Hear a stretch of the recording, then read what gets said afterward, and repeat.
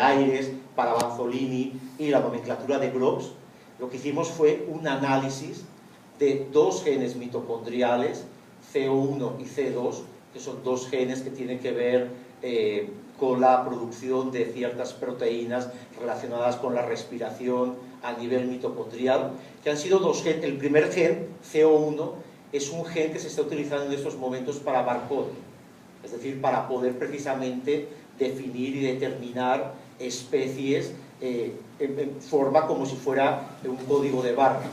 Y CO2 es un marcador que anteriormente ya tuvo una buena prestancia en resolver problemas filogenéticos, especialmente en primates.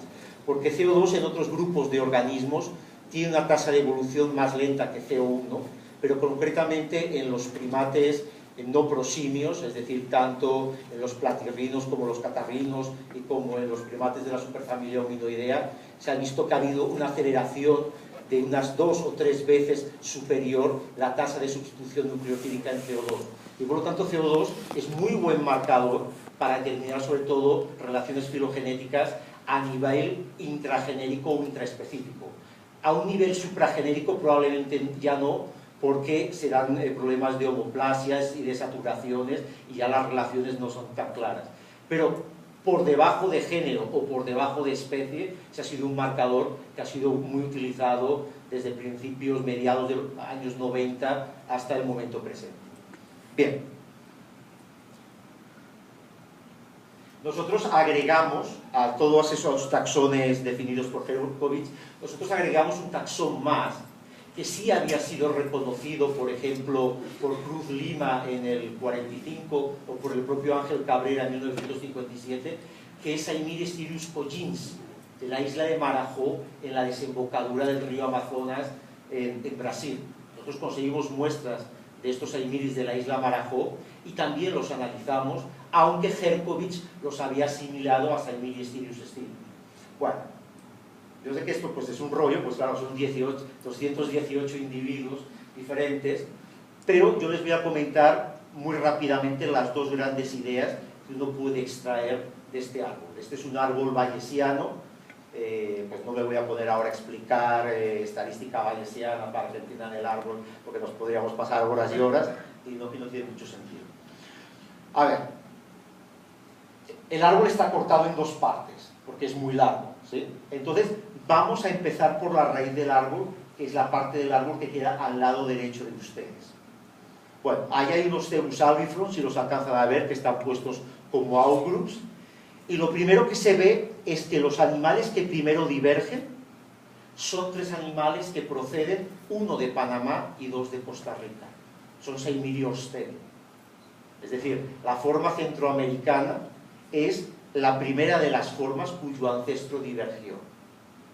Eso es muy interesante, entre otras cosas, porque Herkovich en el 69 pensaba que los Aimyris centroamericanos habían llegado, porque fíjense, hay una disrupción en el rango de distribución de los Aimyris, ¿sí? De repente desaparecen en el norte de Colombia y reaparecen 2 pequeñas poblaciones en Panamá y en Costa Rica, y en medio no hay Aimyris. Entonces, Herkovich había especulado que de pronto el comercio indígena precolombino había hecho que indígenas desde Sudamérica habían comerciado con indígenas centroamericanos y podían haberles dado a cambio de algún tipo de productos Aimyris. Y esa habría sido la manera en que podríamos explicar que la población de Aimyris centroamericanos es un pequeño enclave, son 2 pequeños enclaves en Chiriquí, en la parte norte de Panamá, y lo que es el Parque Nacional Manuel Antonio, en la parte media de Costa Rica.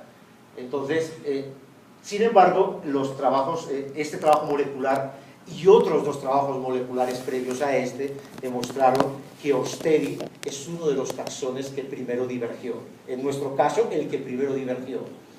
Yo no voy a entrar hoy mucho en datar los tiempos de divergencia de cada uno de esos clados, porque estoy más centrado en la discusión de qué son especies y qué no son especies.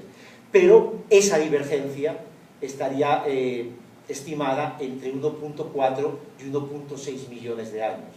Por lo tanto, nunca pudieron haber sido los indígenas los que comerciaran con los Aimyris, porque los humanos entraron en América entre hace 14.000 y 30.000 años. La divergencia de esos aimires es muchísimo anterior de la llegada del hombre a América. Por lo tanto, la idea de Herkovich no se sostiene. El siguiente taxón en divergir es Banzolini. Esta es la primera vez que se analiza molecularmente una muestra de Banzolini. O sea, Banzolini hasta este momento, de todas las especies, fíjense lo que les voy a decir, de todas las especies de primates neotropicales, la que tiene un rango de distribución más restringido es Banzolini, porque vive en varios igarapés y en varios islotes, precisamente en la desembocadura del Yapetá, del Caquetá, con el Amazonas. Su rango de distribución es extremadamente pequeño.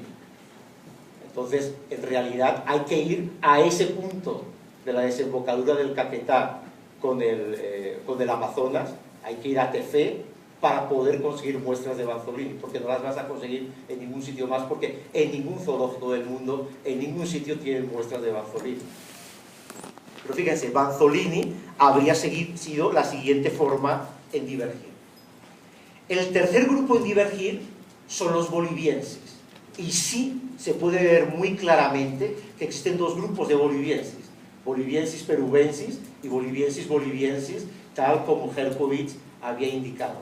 Pero lo interesante es que si se fijan en el grupo de boliviensis, con los Boliviensis perubensis hay unos ejemplares que tienen unas flechecitas. Esos ejemplares son híbridos, es decir, son animales que tienen su ADN mitocondrial típicamente de Boliviensis perubensis, pero morfológicamente son híbridos entre Boliviensis perubensis y Macrodon. Son animales capturados en la naturaleza, no son animales de zoológicos ni de instituciones, son capturados en la naturaleza. Es decir, vemos que hay un paso de genes. O sea, fíjense que si volvemos la diapositiva atrás, claro, Boliviensis perubensis y Macrodon son vecinos. Y precisamente en esa zona del río Tapiche, del canal del Puinagua, del río Pacaya, del río Samiria, de ahí proceden todos esos animales que nosotros detectamos molecularmente como Boliviensis perubensis, pero fenotípicamente son individuos intermedios entre el fenotipo típico de Macrodon y típico de Boliviensis perubensis. Bien, Macrodon se divide en 5 clados diferentes. Es decir, Macrodon no es un clado monofilético. El Saimiriostirius macrodon como una entidad taxonómica real no lo es desde el punto de vista molecular. Hay 5 grupos diferentes dentro de Macrodon. El más divergente es el que llamamos Macrodon 5, que si se fijan sería la primera forma de ese taxón polifilético que habría divergido, y posteriormente tenemos la divergencia de los Collinsi y de los Stirius de las Guyanas francesas. Posteriormente vemos que hay otro grupo de Macrodon 4, y entre Macrodon 4 y el siguiente grupo de Macrodon vemos que hay varios grupos de Ustus, concretamente 3 grupos de Ustus, con lo cual Ustus tampoco es monofilético como Macrodon.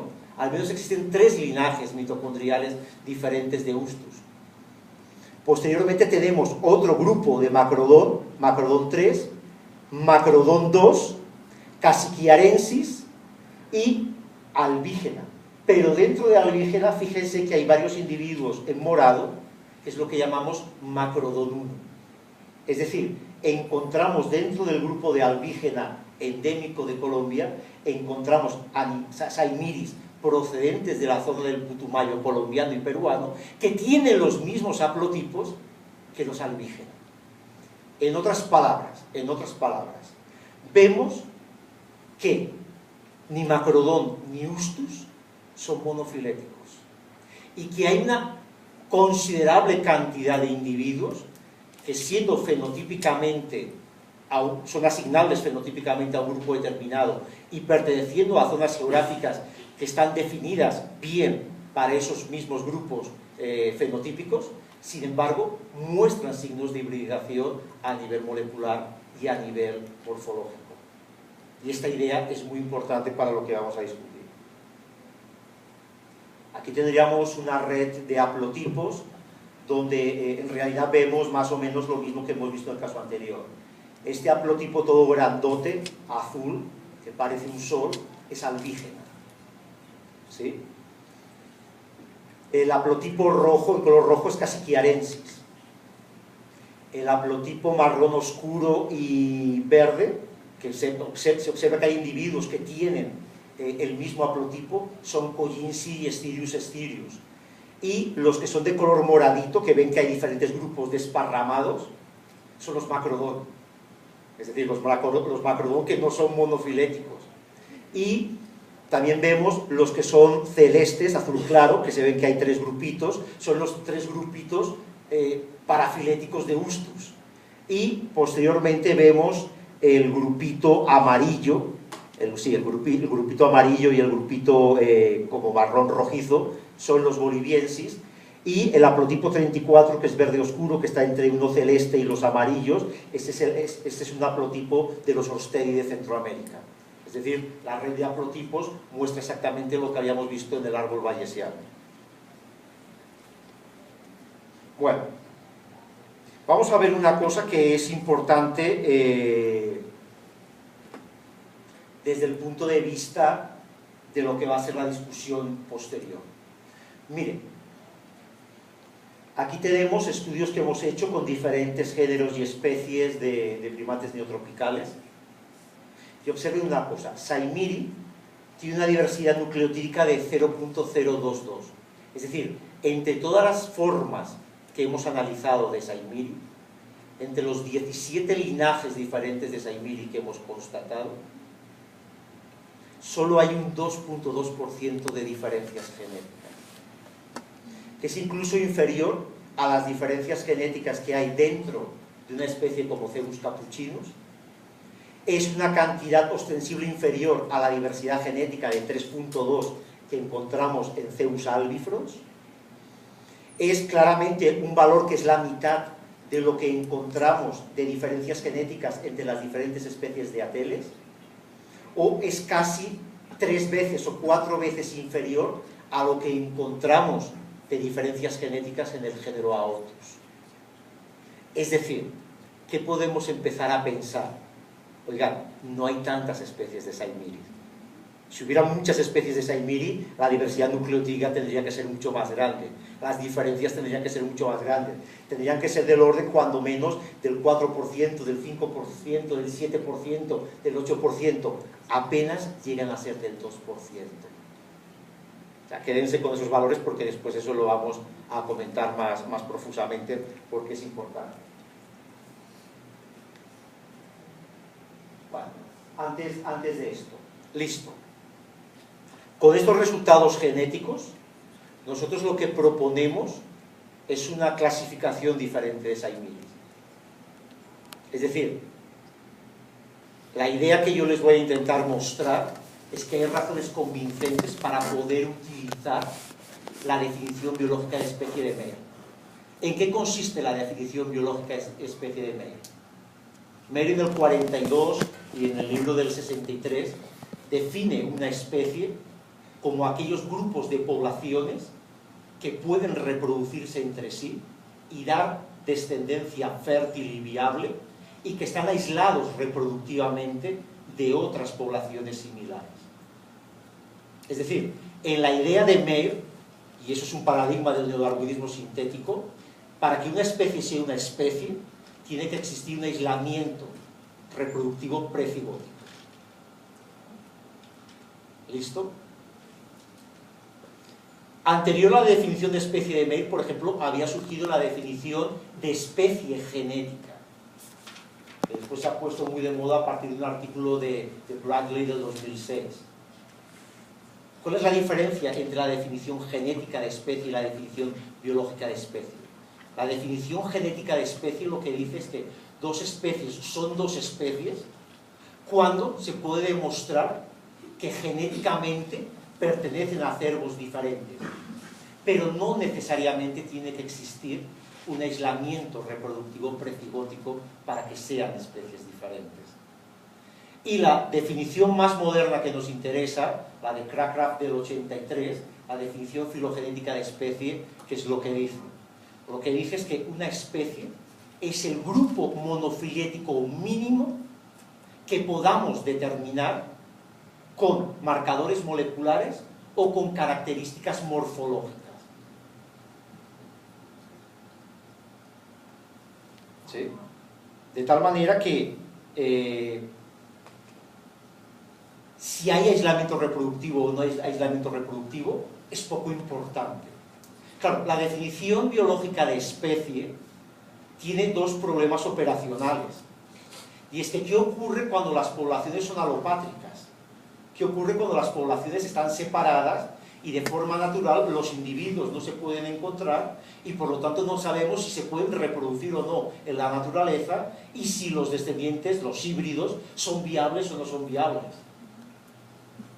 Ese es un problema operacional de la definición biológica de especie. Claro, uno podría coger esos animales, ponerlos en un zoológico, en una jaula y ver si se reproducen o no. Y posiblemente muchos se podrían reproducir. Pero en realidad en la naturaleza nunca se encontrarían esos animales porque están aislados desde el punto de vista geográfico. Porque la distancia geográfica es muy grande entre ellos.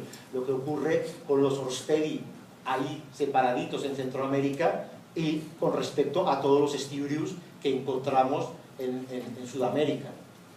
¿Sí?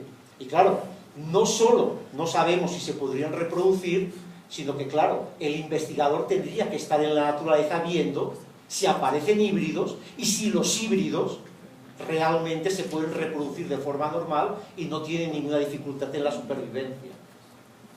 Por el contrario, la definición filogenética de especie de Crackraft del 83 es mucho más sencilla.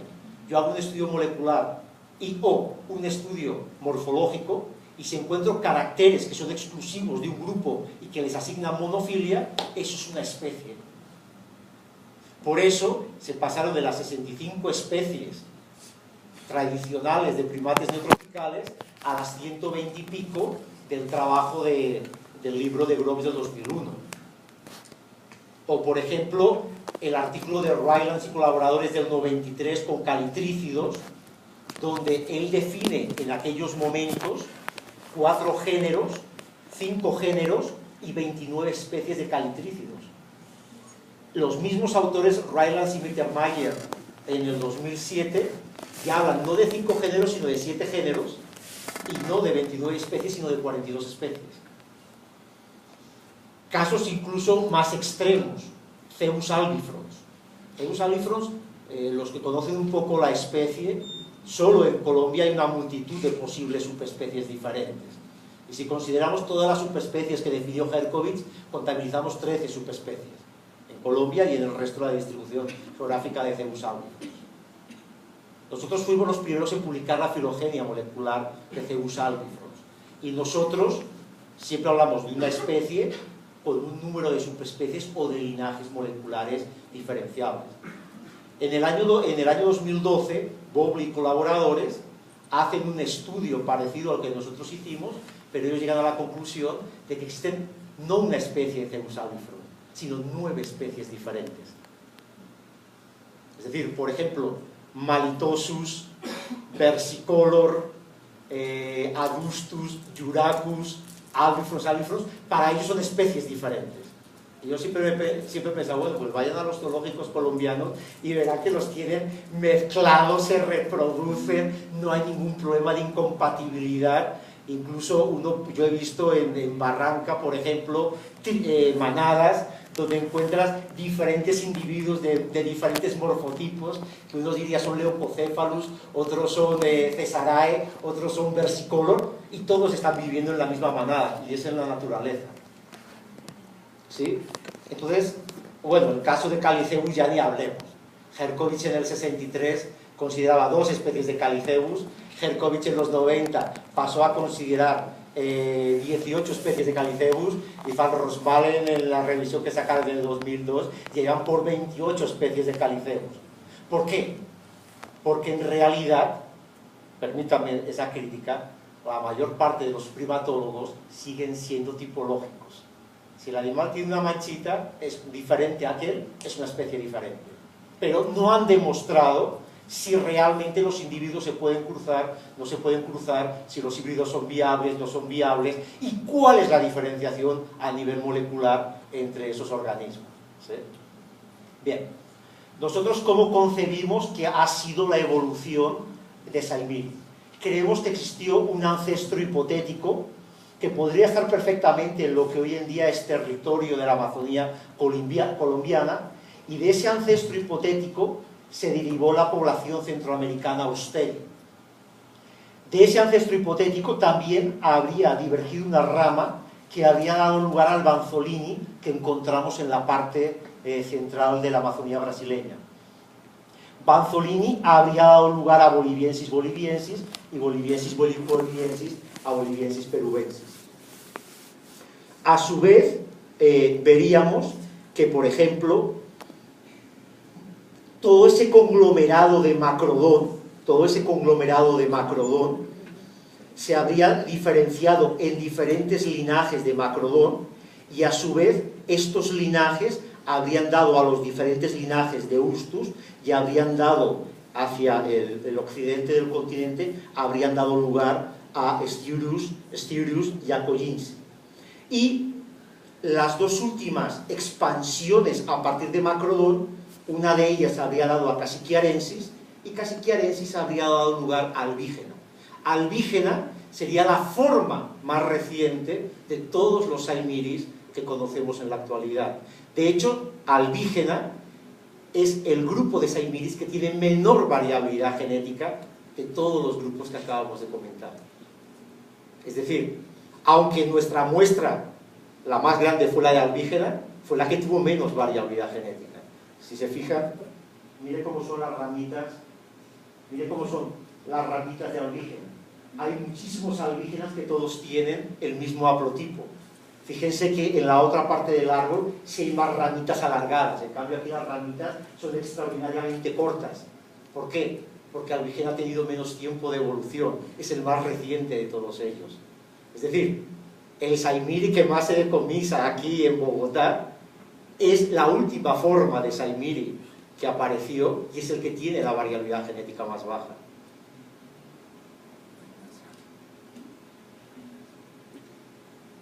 Un comentario más, o sea, ya hemos visto que las diversidades nucleotídicas, las distancias genéticas entre las diferentes formas de saimiri son pequeñas, en promedio del 2.2%.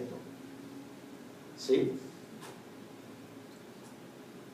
Y hemos visto que podemos encontrar híbridos entre Albígena y Macrodon 1, podemos encontrar híbridos entre Styrius y Collinsi, podemos encontrar híbridos. Había un individuo Styrius que morfológicamente es Styrius, pero desde el punto de vista molecular es claramente Macrodon.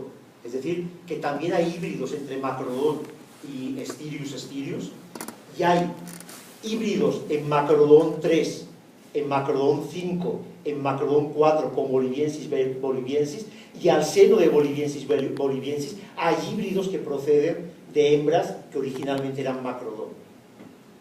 Luego, si yo aplico la definición, fíjense, en este caso, afortunadamente, la definición biológica de especie de Weil sí es operacional, porque yo sí puedo determinar que hay híbridos en la naturaleza, y los híbridos, la inmensa mayoría de ellos fueron individuos adultos capturados o cazados por los indígenas que se los habían comido, pero eran animales normales.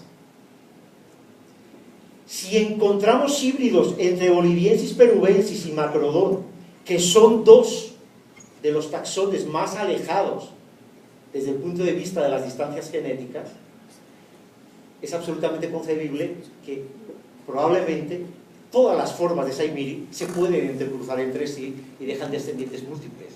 Por lo tanto, no hay un aislamiento reproductivo precigótico, que es lo que requiere la definición biológica de especie. En este caso, sí podemos saber cosas de la reproducción de los organismos, gracias a un muestreo muy extensivo, y que las muestras proceden de la naturaleza, y sabemos que por los fenotipos que muchos de ellos son animales intermedios. Luego, ¿a qué conclusión llegamos si queremos hacer una clasificación de los saimiris a partir de estos datos moleculares, junto con los datos morfológicos de individuos que son claramente híbridos, que podríamos definir como mucho 3 especies de saimiri.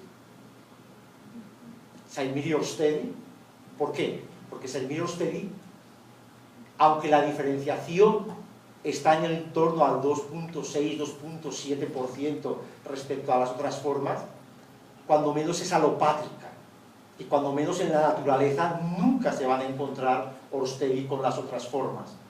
Por lo tanto, vamos a ser un poco benévolos, o sea, vamos a relajar incluso un poquito el concepto biológico de especies y vamos a considerar, como forma un grupo monofilético, que Saimiri orstedi podemos considerarlo una especie. Banzolini. Claro, Banzolini solo hemos analizado un individuo. Si no se encontraran Banzolinis híbridos con los otros taxones de Saimiri cercanos a su distribución geográfica, podríamos considerar a Banzolini también una especie plena a partir de la definición biológica de especie. Sin embargo, es posible que en el momento que se amplíe el muestreo de Banzolini y se pueda analizar más Banzolini, empecemos a encontrar Banzolinis que sean híbridos o con Casiquiarensis o con Macrodon, que son las formas que están cercanas geográficamente a Banzolini. De hecho, una anécdota. Wagner en 1848 definió una forma que él llamó nigrivitata. Cuando Herkovich clasificó esa forma nigrivitata de Wagner de 1848, Herkovich la clasificó como Casiquiarensis. Cuando Torrington clasificó el mismo ejemplar, lo clasificó como Banzolini. Y cuando Costello y colaboradores en el 93 lo clasificaron como Macrodon. El mismo ejemplar, la misma piel, el mismo cráneo. Es decir, es factible que cuando se aumente el tamaño muestral de Banzolini pudiéramos encontrar individuos híbridos y por lo tanto no considerar a Banzolini una especie plena. Pero de momento, con la única secuencia que se ha analizado, sí forma un clado aparte y vamos a dar la opción de que Banzolini sea una especie diferente. Y la tercera especie sería Saimiri styrus. ¿Y qué encontraríamos en Saimiri styrus? En Saimiri styrus encontraríamos básicamente dos subespecies. Saimiri styrus boliviensis, con 2 linajes, Saimiri styrus boliviensis y Saimiri styrus boliviensis perubensis,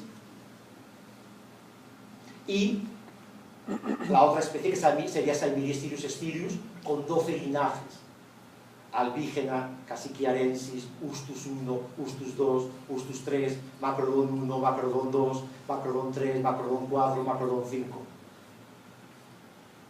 Podríamos ser un poquito hasta más perfeccionistas, es decir, en vez de 2 subespecies de entre Saimiri styrus, podríamos considerar 3. Saimiri styrus boliviensis, ya citada, Saimiri styrus y Saimiri styrus casiquiarensis. Y dentro de Casiquiarensis tendríamos Albígena, porque realmente el término Casiquiarensis es más antiguo que Macrodon o que Albígena o que Ustus. Esa es una posibilidad.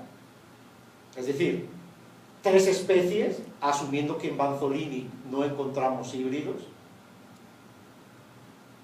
La tercera especie con 2 subespecies, Saimiri styrus boliviensis y Saimiri styrus, o Saimiri styrus boliviensis, Saimiri styrus y Saimiri styrus casiquiarensis, o se podría optar por otra propuesta, y es que existe una única especie de Saimiri,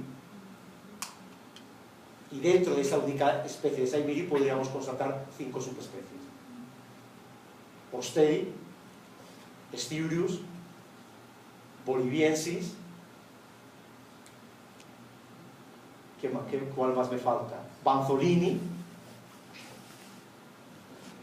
y Casiquiarensis. Sí. Albígena, Casiquiarensis. A ver, no, Albígena no.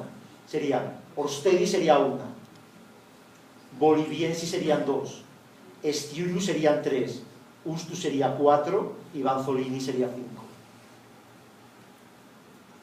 ¿Listo?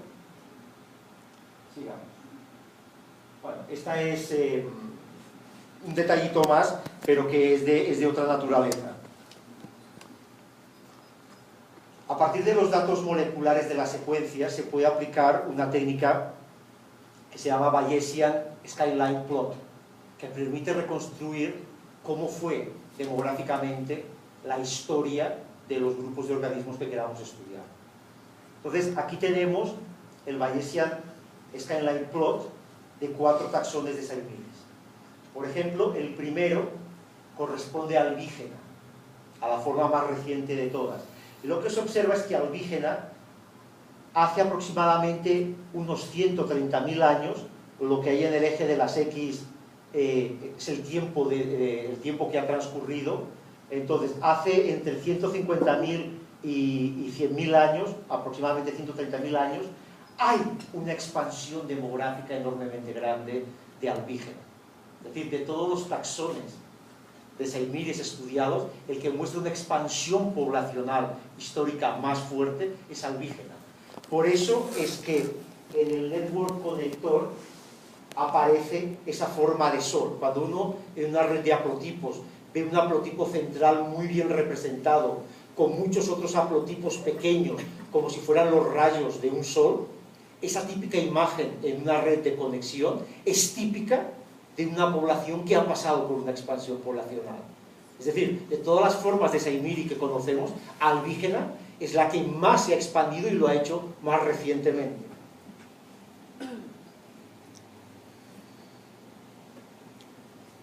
En el lado derecho, en la parte superior, por ejemplo, ahí vemos cómo ha sido el crecimiento del linaje número 5 de Macrodon. O sea, Macrodon 5, fíjense que también hay un crecimiento poblacional en el número de hembras. Recuerden que estamos trabajando con el ADN mitocondrial y por lo tanto lo que estamos reflejando es lo que ha ocurrido en las hembras. Vemos que ha habido un crecimiento poblacional más sostenido desde más antiguo, es decir, desde casi 1.000.000 de años.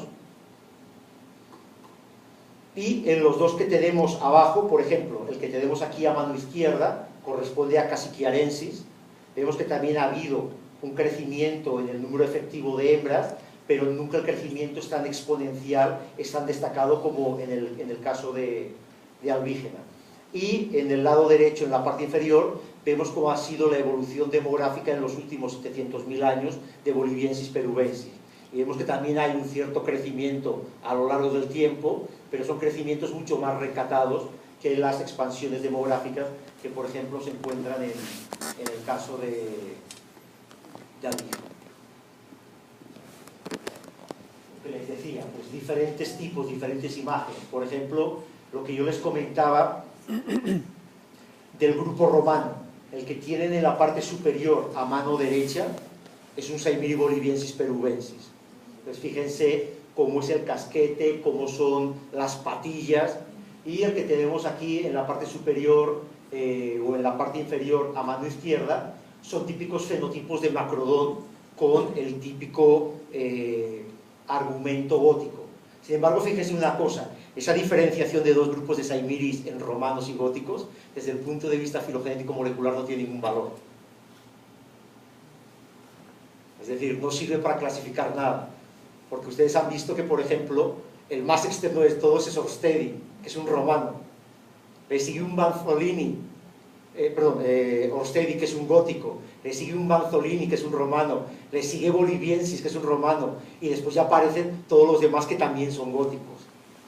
Es decir, no se forman dos grupos separados, sino que encontramos los góticos y los romanos entremezclados. ¿Sí? Las características morfológicas, en las dos últimas diapositivas, ustedes se reirán un rato. No les voy a revelar la sorpresa, pero se van a reír. Las cuestiones la selección natural puede tocar muy fácilmente la morfología. Generalmente los organismos tienen una enorme plasticidad morfológica y dependiendo del ambiente en el que viven, las características morfológicas pueden cambiar muy rápidamente y muchos de esos cambios en realidad ni siquiera tienen una base genética. Por lo tanto, no son buenos predictores desde el punto de vista de la realización de filogenias.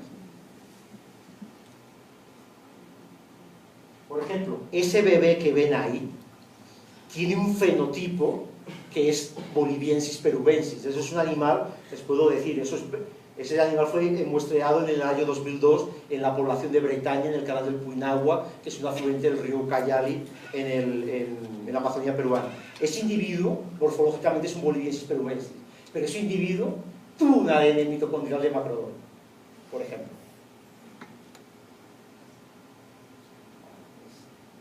Vale. Pasemos a los lagotrix.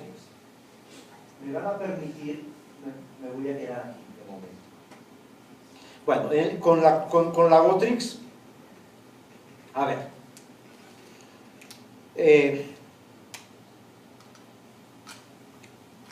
la nomenclatura y la sistemática que más se ha utilizado desde el año 1963 hasta el libro de Groves fue la nomenclatura de Foden de 1963, un artículo que publicó en el Journal of Mammalogy. Él, dentro del género Lagotrix, distingue dos especies. Lagotrix flavicauda, que es una forma endémica peruana de la que vamos a hablar bastante en el rato que nos queda, y Lagotrix lagotrica, o sea, el churuco que todos ustedes conocen. Y dentro de Lagotrix lagotrica distinguió 4 subespecies. Lagotrix lagotrica lugens, Lagotrica lagotrica, Lagotrica poepisi y Lagotrica cana. ¿Sí? Entonces, pues hasta el año 2001, esa fue la nomenclatura que se utilizó para los lagotrix. En el año 2001, con el librito dichoso de Groves, en la aplicación del concepto filogenético de especie, Groves hace un análisis de 20 características craneométricas, incluyendo dos géneros subfósiles, Propithecus y Caipora, y analiza 2 cráneos de Lagotrix flavicauda y 2 o 3 cráneos, 2 cráneos que vienen de un museo norteamericano y 3 cráneos que vienen del Museo de Historia Natural de Londres. Y concluye que Lagotrix flavicauda está mucho más relacionado a Teles que al género Lagotrix. Y por eso a flavicauda lo denomina Oreonax flavicauda.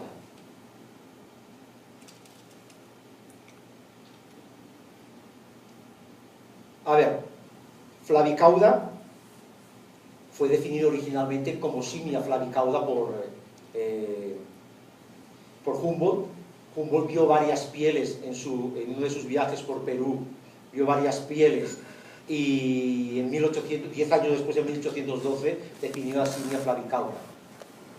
En el año 1927, un investigador norteamericano llega a la conclusión de que en realidad hay que bautizar con otro nombre a esa forma peruana andina, de montaña, de transición entre Andes y Amazonía, y él lo denomina Oreonax hendei, porque Watson en el 25 había encontrado una piel y un cráneo en una población que se llama La Lejía, en la parte del departamento de Amazonas, transición con el departamento de San Martín en Perú, y al año siguiente otro autor había encontrado otras pieles y otros cráneos a 80 kilómetros al este de la población de Chachapoyas, en la parte alta del río Mayo, y él la bautizó como Oreonax hendei, en honor a Hendei, que fue el que aportó mayor número de muestras. Sin embargo, cuando en el 63 Foden hace su revisión, no encuentra suficientes diferencias entre el Oreonax hendei y el Simia flavicauda de Lagotrix, y por eso asigna todos esos restos a Lagotrix flavicauda. ¿Qué ocurre? Que Lagotrix flavicauda durante todo ese tiempo se consideró extinto. Y no es hasta 1974 que se redescubre que Lagotrix flavicauda no se había extinguido. En 1974, en los artículos del 75, Mittermeier y colaboradores 75, 77 de Macedo Ruiz y Mittermeier, 79, Oleo Luna, 80, 82, 83, 87, 89, se descubren pequeñas poblaciones remanentes de Lagotrix flavicauda que se creía extinto. En Leo Luna, en su trabajo del 89, él llega a localizar en esa parte del Perú estamos hablando de una parte del Perú, de las montañas andinas, que van entre 1550 y 3000 metros de altura aproximadamente. Él localiza unas 9 poblaciones. Posteriormente, de Luiker en el 2007, y Shan y colaboradores, uno de sus coautores es Ángela Maldonado, que supongo que la mayoría de ustedes conocen. Ellos hacen una revisión geográfica y encuentran que realmente la Botrix flavicauda, como mucho, puede vivir con seguridad en 3 zonas de los Andes peruanos y quizá en una 4ª zona. Vive en la zona de la cordillera del Colán, vive en la parte alta del río Mayo, vive en el Parque Nacional del río Abiseo, bastante más al sur, haciendo límite entre el departamento de San Martín y el departamento de Huánuco y el departamento de Libertad, y podría existir en la cordillera del Cóndor, podría ser. Eso no está confirmado. Bien, yo hice 3 expediciones al Perú para conseguir muestras de la Botrix flavicauda. O sea, me tocó hacer 3 expediciones, porque en la primera no conseguí, en la segunda no conseguí, en la tercera, en enero del 2009, sí conseguí. Y conseguí muestras de 2 de las 3 poblaciones. O sea, conseguí muestras de 8 individuos. Unos estaban cazados y los otros, pues, en las veredas, varios campesinos tenían alguno que otro de mascota. Y las muestras vienen de la parte alta del río Mayo y de la parte de la cordillera del Colán. Nunca he llegado hasta el Parque Nacional Río Abiseo, porque queda mucho más distante y son zonas que no son fáciles de cubrir porque no hay buenas comunicaciones, son zonas agrestes, son zonas complicadas. Walker consideraba, no sé exactamente si eso puede ser cierto o no, que como mucho en la naturaleza pueden haber 250 Botrix flavicauda, no más. Entonces, conseguir 8 muestras de 250 es una proporción relativamente importante. No existe ningún Botrix flavicauda en ningún zoológico público del mundo. Yo sí conozco un zoológico privado de una persona de dudosa reputación en Ecuador que tiene un Botrix flavicauda. Pero no existe ningún zoológico del mundo que tenga un Botrix flavicauda. Es decir, que para conseguir las muestras tocó ir 3 veces a esa zona del Perú a ver si sonaba la flauta y se conseguía. Bueno. De la Botrix labotrica, pues, ¿qué les voy a decir? Pues saben ustedes que 2 de las 4 subespecies propuestas por FODE se encuentran en territorio colombiano, Lugens y la botrica. Mientras que, por ejemplo, pues la botrica la encontramos en la parte sur de la Amazonía colombiana, se encuentra siempre al norte del río Aguarico en Ecuador, o sea, siempre va a vivir por encima del Aguarico del río Napo, porque al sur del Aguarico y del río Napo encontramos la forma Poepigi, y lo encontramos la botrica hasta el lado occidental del río Negro, ¿sí? Lugens, ustedes saben que lo encontramos en el piedemonte de la cordillera oriental colombiana. Hay algunas poblaciones, digamos, en la parte del valle del Magdalena, tanto en el Cauca como en el Huila, y encontramos también en la serranía de San Lucas, en Córdoba, hay algunas poblaciones residuales en la parte sur del departamento de Antioquia y del departamento de Santander, pero son poblaciones extraordinariamente pequeñas, pero de las que también conseguimos muestras. Poepigi básicamente tiene una distribución que la vamos a encontrar básicamente en Perú y en una parte de la Amazonía occidental, Perú, Ecuador y en la parte occidental de la Amazonía brasileña hasta el río Juruá. Del río Juruá hacia el río Tapajós encontramos la otra forma, Cana, y también la forma de Cana la encontramos en la parte de la cuenca del río Madre de Dios, hasta en el departamento de Cuzco a 1600 metros de altitud. En 1999 Robert Wallace y su esposa reportaron varias poblaciones de la botrica cana en la parte de Madidi, en la parte norte de Bolivia. Bien, analizamos los mismos genes que para el caso de Saimiri. ¿Y qué es lo que observamos?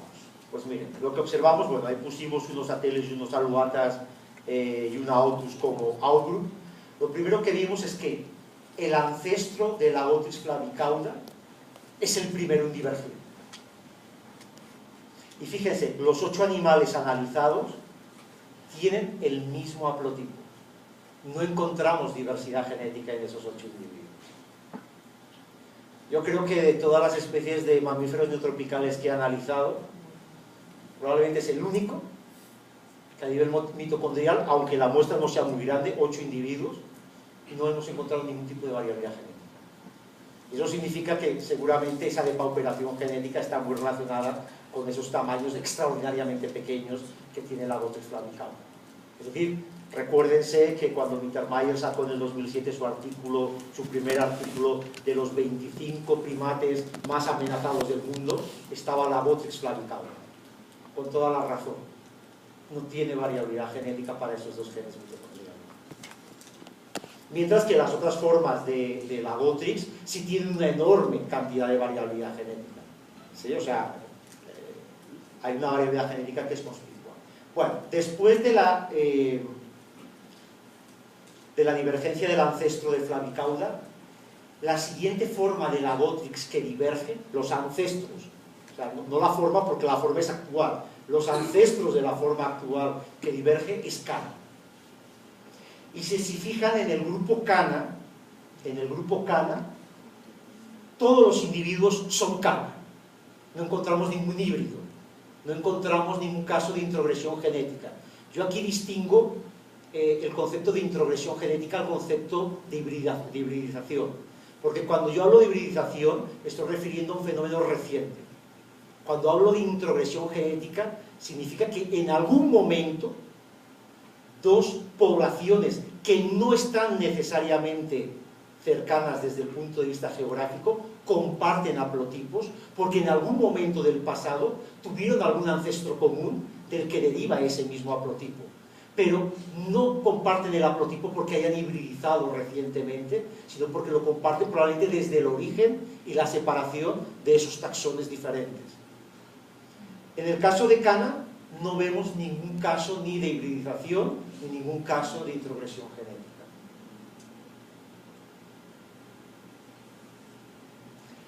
Aquí tenemos el grupo de los Poepici.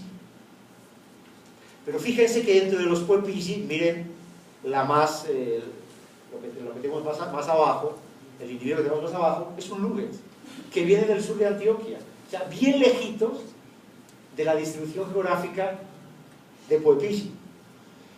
Por la mitad hay un Lugens que viene del Parque Nacional Los Picachos, Caquetá. Es decir, vemos, si no se me pasa ningún otro, vemos 2 casos de introgresión genética, donde aparecen animales Lugens procedentes de Colombia con el fenotipo Lugens, pero que tienen un ADN mitocondrial de Poepici.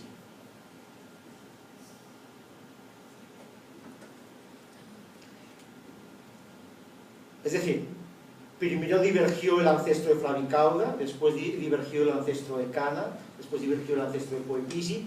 Las 2 últimas formas en divergir son la Gotrica y Lugens. Miremos Lugens. Bueno, dentro de Lugens, fíjense aquí, en esta partecita de aquí, donde están las estrellitas. Fíjense dónde están las estrellitas. Tenemos un Lagotrica de Guainía, que tenía un fenotipo intermedio entre Lagotrica y Lugens, pero en territorio Lagotrica. Pero el ADN mitocondrial es Lugens. Y tenemos 2 Poepicis, uno del río Cayal y otro del río Napo, que estaban en territorio Poepici, absolutamente Poepicis en su fenotipo, pero tienen un ADN mitocondrial de Lugens. Es decir, tenemos un caso de hibridación reciente entre Lagotrica y Lugens, y 2 casos de introgresión genética, en este caso de Poepici en Lugens. Vemos alguno más. Bueno, fíjense que también hay un Lagotrica de Puerto Rastrojo que está dentro de Lugens y es un Lagotrica. La distancia entre esa parte de la Amazonía colombiana y la distribución de Lugens es relativamente grande, lo podríamos considerar un caso de introgresión genética. Y hacia arriba empieza el grupito de los lagotricas. En el grupito de los lagotricas, que ahora veremos la siguiente parte, hay un lugens que viene de la zona intermedia entre Tolima y Huila. El animal es claramente, por su fenotipo, lugens, pero tiene un ADN mitocondrial de lagotrica. Vemos un poepisi del Parque Nacional Yasuní. Fíjense, esa sí es una zona de contacto. El río Aguarico desemboca en la zona de Tiputini, viniendo de la reserva de Cuyabeno, en el río Napo. Eso está a muy poca distancia del Parque Nacional Yasuní, en Ecuador. Entonces, probablemente ese individuo poepisi, que tenía características más de poepisi que de lagotrica, pero tiene un ADN mitocondrial de lagotrica, seguramente sí es un híbrido reciente. Y aquí pues tenemos el resto del grupo de lagotrica, donde vemos que hay otro poepisi, también del Parque Nacional Yasuní, que seguramente muestra claramente la connotación de ser un híbrido reciente, y tenemos un lugens del sur de Antioquia, que sería un caso de introgresión genética, porque pues obviamente la separación geográfica es muy grande. Es decir, a ver, ¿qué más les puedo enseñar antes de acabar con él? O sea, bueno, aquí más de lo mismo, ¿no? O sea, lo anterior era un árbol de máxima verosimilitud. Este es un árbol bayesiano. Ahí están las probabilidades a posteriori de cada clado y los posibles tiempos de divergencia, pero como les digo, de eso no me voy a meter mucho. Vale, ahí están marcados los individuos que son o intervención genética o hibridación genética. Bueno, esto sí es interesante. Aquí están las distancias genéticas entre los diferentes taxones analizados de la Botrix. Entonces vemos que, por ejemplo, Flavicauda tiene alrededor de un 3% de diferencias con las otras formas de la Botrix. Con el que más se diferencia es de Poepisi, que tiene un 3.85%.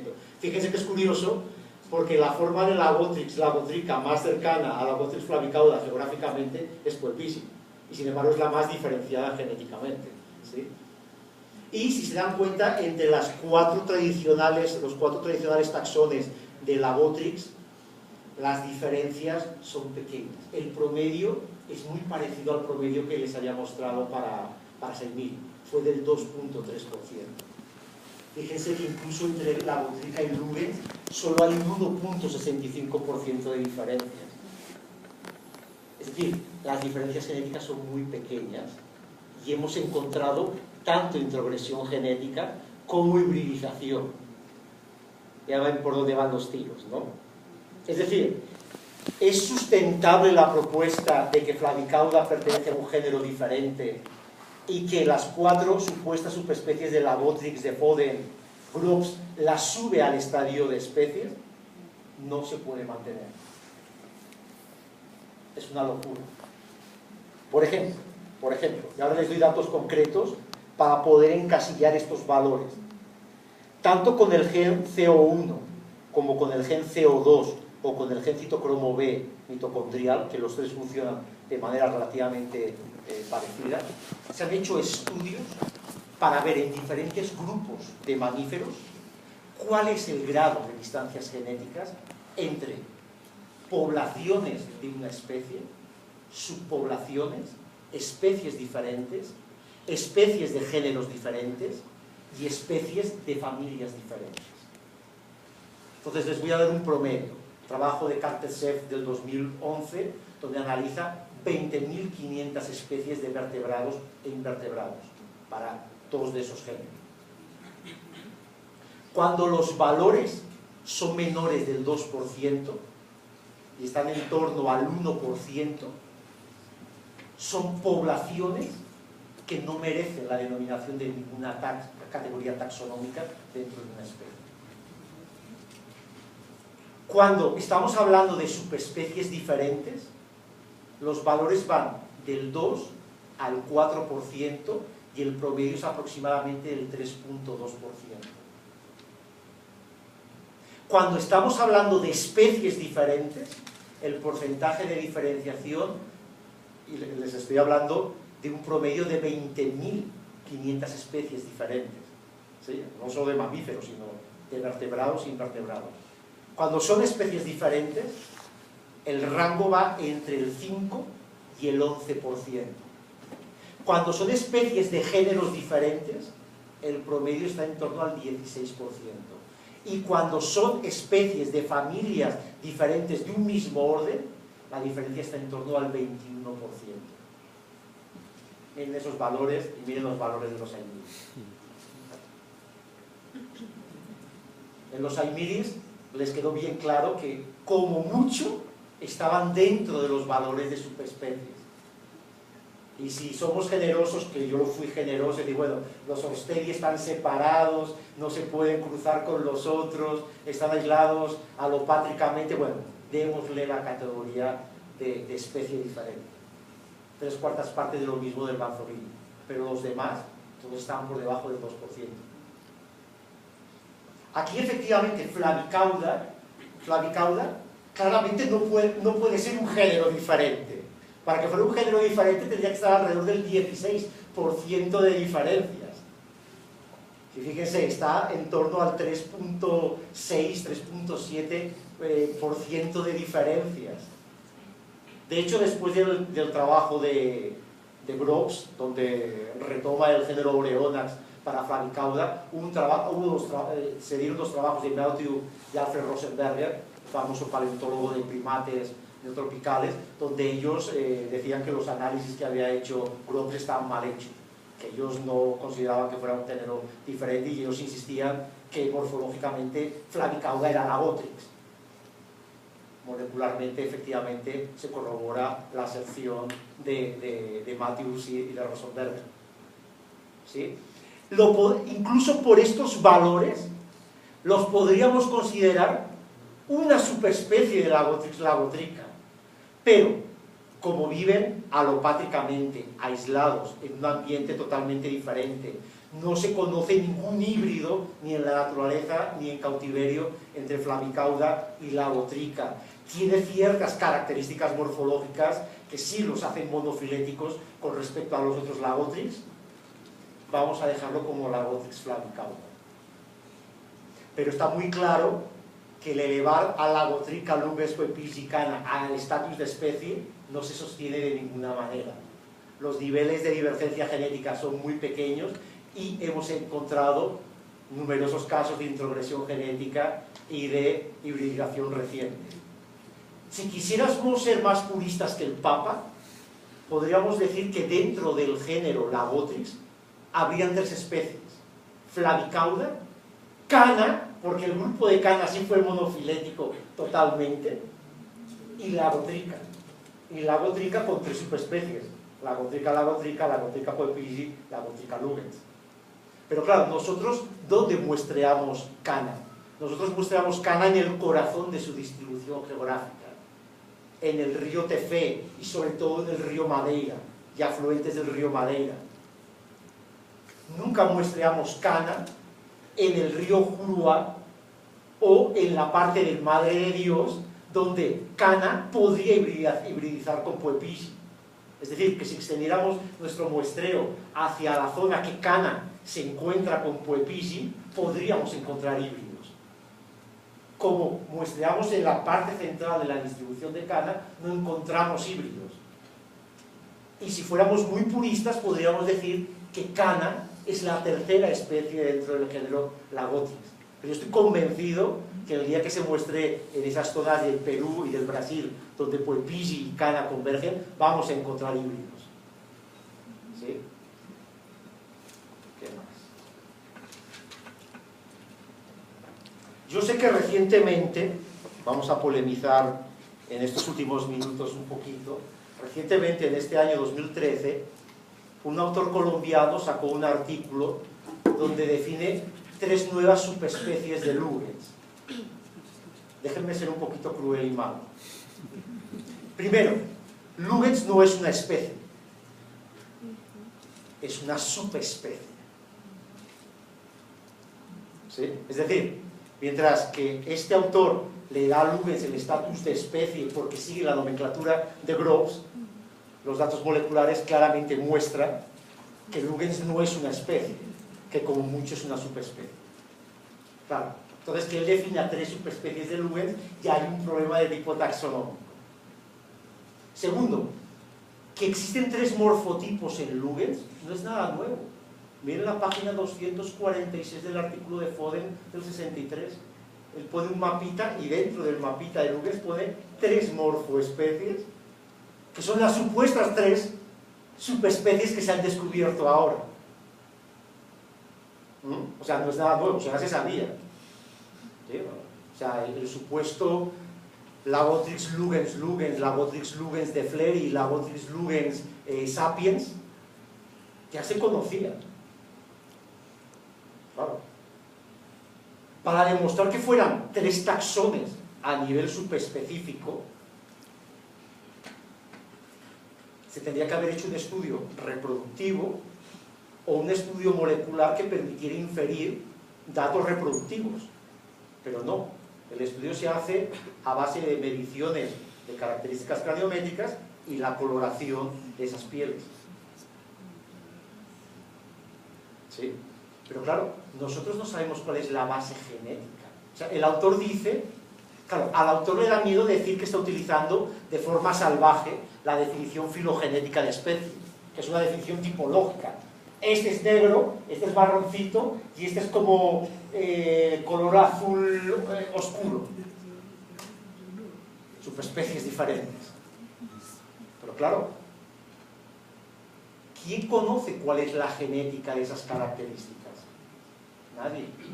El autor dice, no, yo no aplico la definición filogenética de especie, aplico la definición genética de especie. Es decir, que son 3 acervos genéticos diferentes. Pero usted ¿cómo puede saber que son 3 acervos genéticos diferentes si no sabe cuál es la base genética de las características que usted estudia, si usted no ha hecho ningún estudio molecular para ver si hay monofilia en las características moleculares de esas 3 poblaciones? Lo que pasa es que queda muy bien decir, yo he descubierto nuevas especies, que es uno de los problemas de la definición filogenética de especie. Claro, fíjense, con la definición filogenética de especie, les voy a comentar varias bestialidades de esas que salen publicadas. Crackraft, el propio definidor de la definición filogenética de especie, define que hay 3 especies de tigre. Pantera sondaica y Pantera sumatrensis, diferente del tigre, pues, que todos hemos conocido desde chiquitos. ¿Y por qué define que hay 2 especies más de tigres? Porque resulta que en las secuencias mitocondriales que analiza hay 3 posiciones nucleotídicas en los tigres de Sumatra y 4 posiciones nucleotídicas en los tigres de Sumatra. ¿Y cuál es la otra isla? Bueno, de la otra isla, que son diferentes y los hacen monofiléticos. Es decir, ¿ustedes creen que porque 3 bases nucleotídicas de un gen mitocondrial hagan que un grupo sea monofilético con respecto a lo demás, eso es una suficiente evidencia para que sea una especie diferente? No, es una bestialidad. Por ejemplo, el propio Groves, el del librito de los primates, sacó un librito en el 2011 sobre la clasificación de los artiodáctilos. Qué cosita. El ciervo europeo, ¿sí? El ciervo europeo, el Cervus elaphus, distingue 12 especies diferentes de ciervo europeo.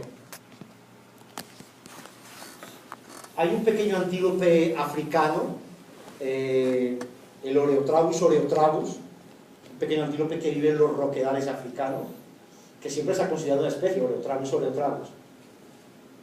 Él define 11 especies diferentes de Oreotragus.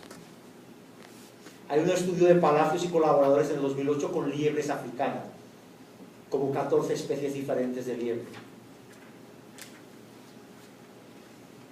Es lo que Isaacs y colaboradores en el 2004 llaman la inflación taxonómica.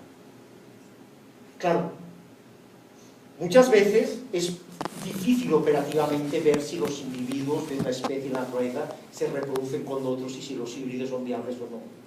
Es mucho más fácil hacer un trabajito molecular y cuando encuentro un clado que es monofilético, a cada clado monofilético lo llamo una especie diferente.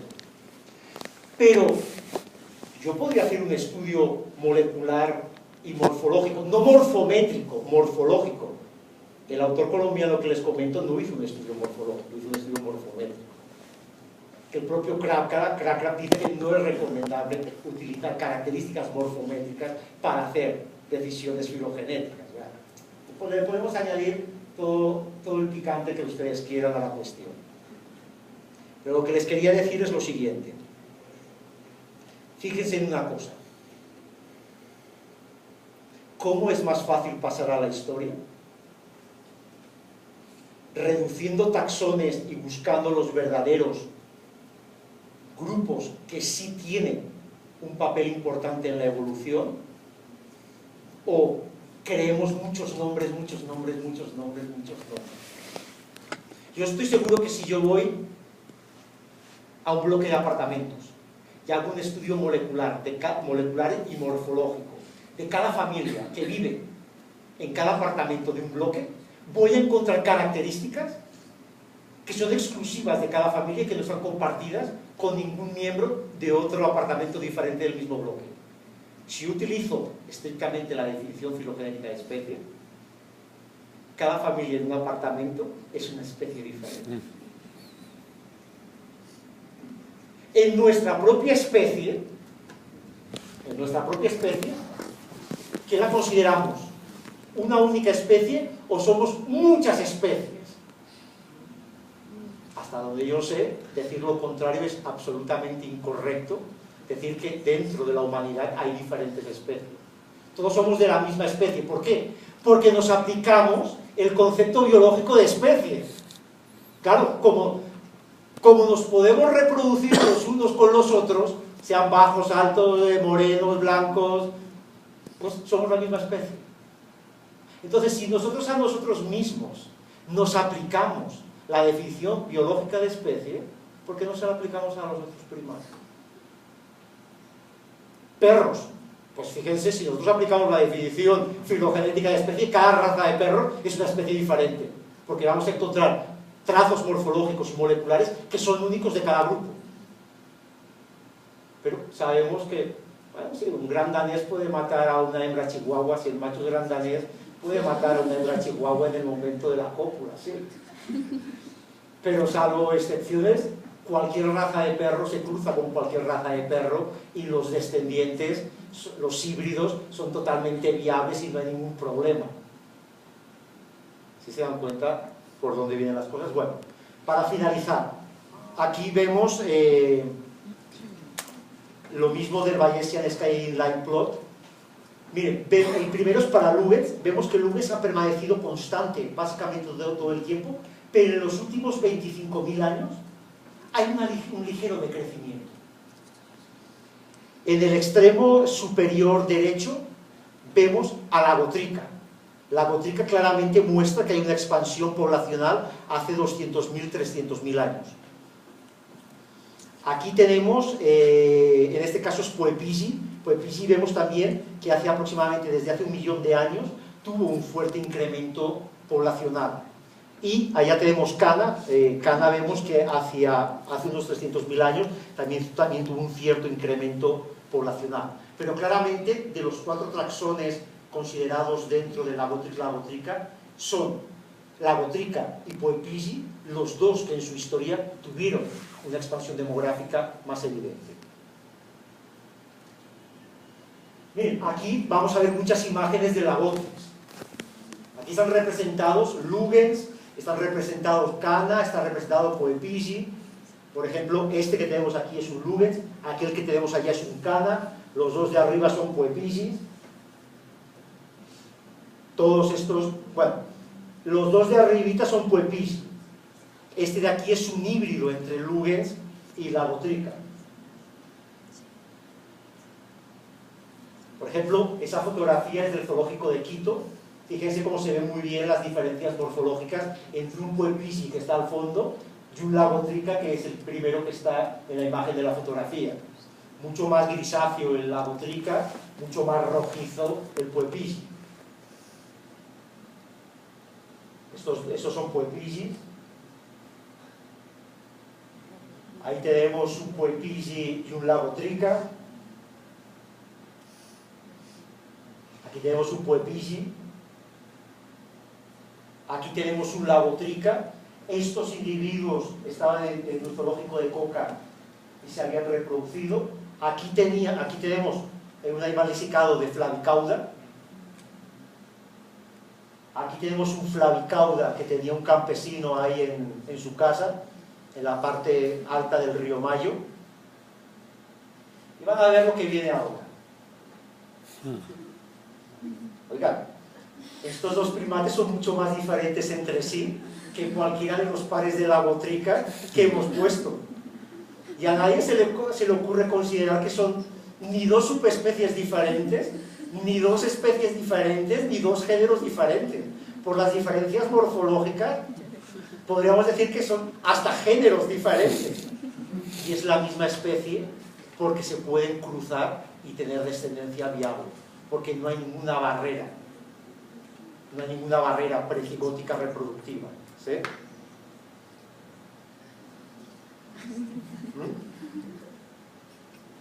¿Sí? Entonces, ¿por qué tenemos que volver las taxonomías y las sistemáticas tan complicadas, aplicando conceptos que se apartan totalmente de la idea intuitiva de que los organismos sí se pueden reproducir y dejan descendientes que son fértiles y son viables, pertenecen a una comunidad genética que tiene los sistemas para poder intercambiar genes? Eso es algo que nosotros llamamos especie. Lo demás son cuentos para tener mayor protagonismo, delirio descubierto. Fíjense, Bowlby y colaboradores en el 2002 pasan de una especie de Cenus albifrons a 9 especies diferentes. Hemos descubierto 9 especies de Cenus.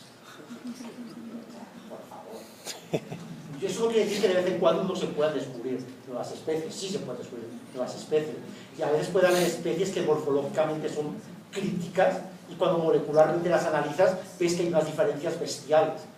Claro que puede haber mucha biodiversidad que está todavía oculta, pero lo que está claro es que mucha de la nueva biodiversidad que en el mundo de la primatología nos quieren hacer tragar no es real, es totalmente artificial. Es volver al concepto tipológico de los naturalistas del siglo XIX, pero poniendo la palabra especie filogenética. ¿Listo? Cualquier cuestión, muchas gracias por la asistencia.